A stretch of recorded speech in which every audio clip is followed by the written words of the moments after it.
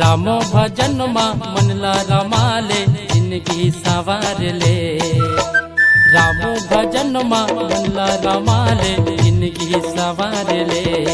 हंसे नैयारा ते उबार ले, हंसे नैयारा ते उबार ले।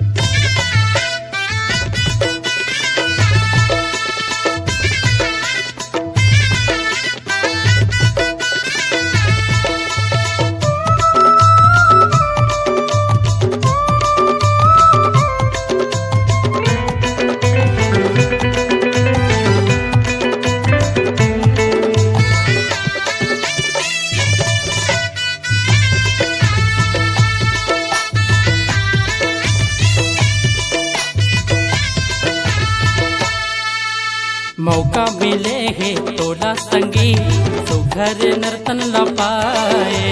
दया धर्म के रद्दा मचल मीठे बोली गोठियाले। जपले माला राम नाम के ज्ञानी ध्यानी मन गाए। प्रभु की ये अमृत गाथा सुखर मन लगाए। राम कहानी तुलसी के बानी महिमा अपार है। राम कहानी तुलसी के बानी महिमा अपार है। ये लगा ही राम भव पार है। ये लगा ही राम भव पार है।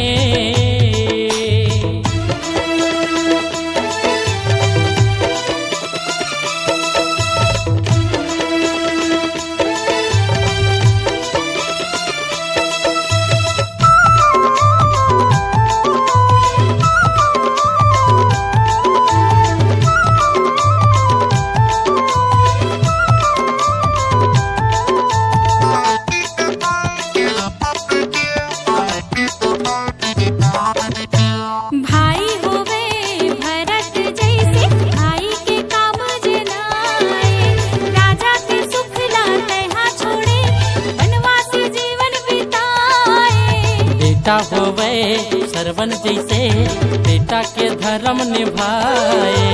दाई दादा के सेवा माजी जम्मो तीरथ समाए। धर्म कमाई बने तय कर ले जिंदगी दिन चार है। कर्म कमाई बने तय कर ले जिंदगी दिन चार है। फंसे नैया मझधार है। बाचे दिन माते विचार ले। रामो भजन माँ मनला रमाले जिंदगी सवार ले। हृदय बसाले रामे रमैया भक्ति ही सार है। फंसे नैयाला ते उबार ले। फंसे नैयाला ते उबार ले। ये लगा ही राम भव पार है। फंसे नैयाला